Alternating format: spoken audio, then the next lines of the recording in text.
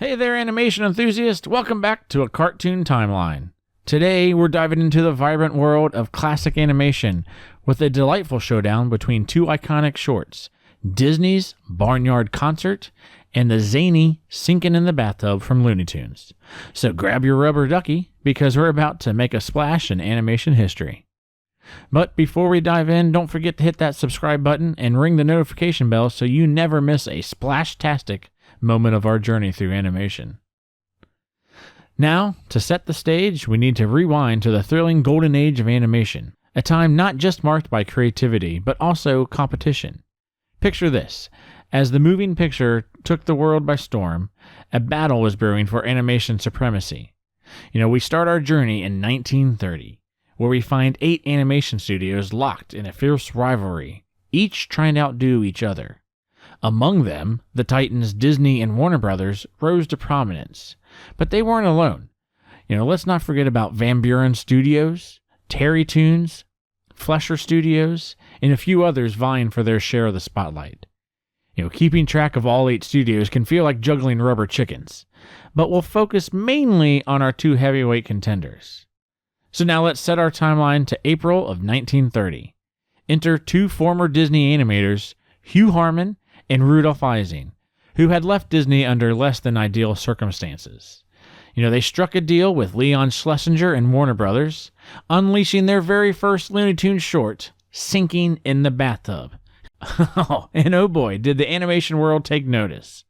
But here's the twist. Back then, movies didn't premiere nationwide all at once like they do now. What was playing in New York might not hit California for months. But on May 6th, Warner Brothers released the movie Song of the Flame.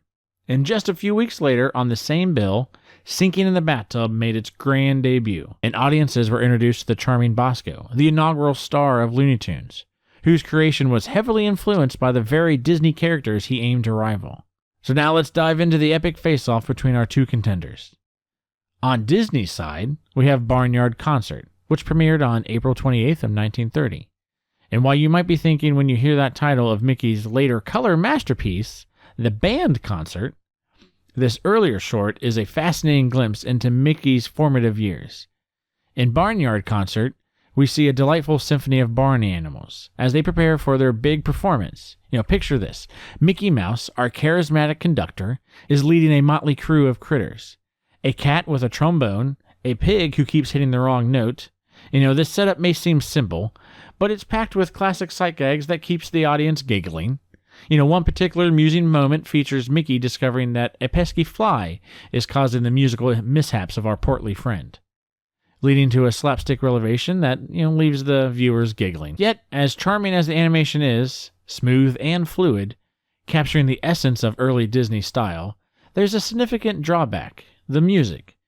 Disney had to rely on public domain tunes, resulting in a soundtrack that lacks the punch and vibrancy of Warner Brothers' offer. So let's hop over to the Warner Brothers side, where Sinkin in the Bathtub made its splash on April 19th, 1930, and animated by the talented Fritz Freeling. The short introduced us to Bosko, an exuberant character bursting with personality right from the start. We're thrown into a whirlwind of chaos as Bosko's misadventures unfold in a world where the absurd is the norm. But first, we must address an important note.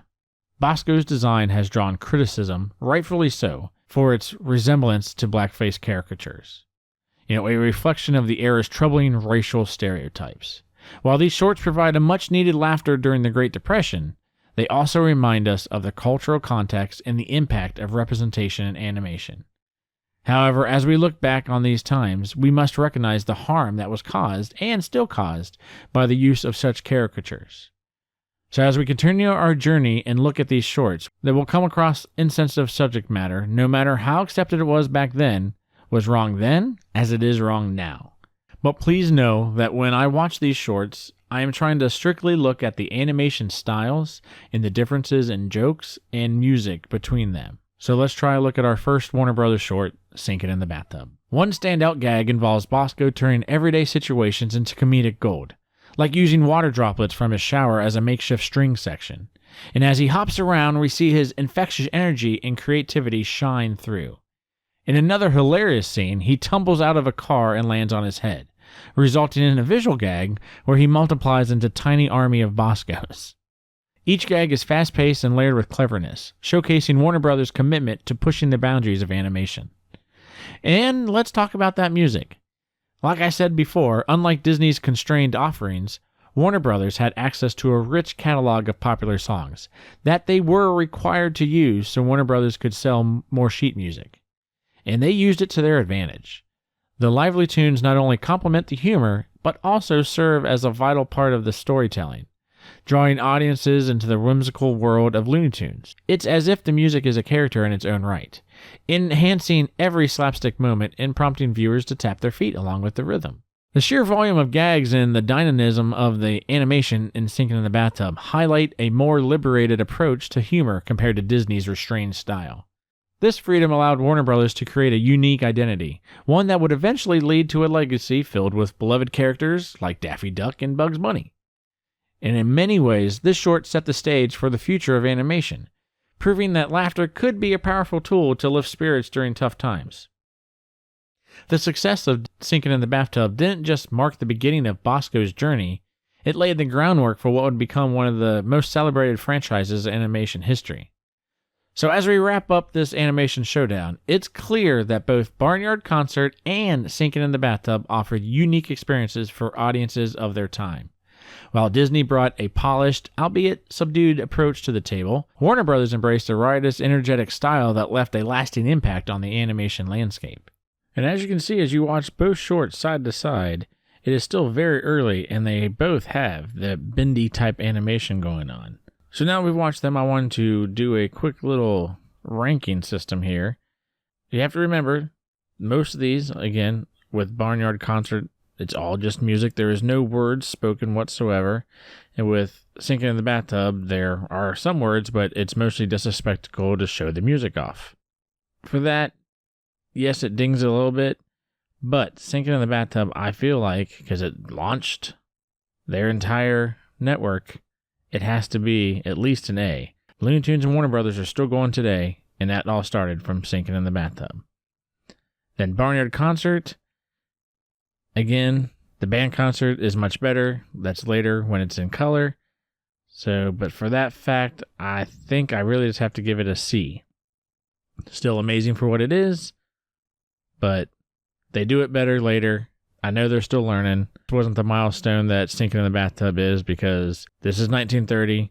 In 1929, Steamboat Willie and all that already came out, so this is the 17th Mickey cartoon that they had. So, still not as groundbreaking as Sinkin' in the Bathtub was for Warner Brothers. So, there you have it. Sinkin' in the Bathtub and Barnyard Concert aren't just charming pieces of animation history. They represent a cultural touchstone that brought joy to millions during some of the toughest days. Now, while we celebrate these classics, we also need to recognize and learn from the problematic elements of the past, ensuring that we don't repeat history's missteps. As we reflect on these vintage gems, we can't help but appreciate how the golden age of animation continues to enhance the new generations. So, what's your favorite Looney Tune or Disney character? Let me know in the comments below, and if you enjoyed this video, please give it a thumbs up. Thanks for joining me on this animated adventure. Until next time, stay animated, stay loony, and stay tuned. Catch you on the flip side.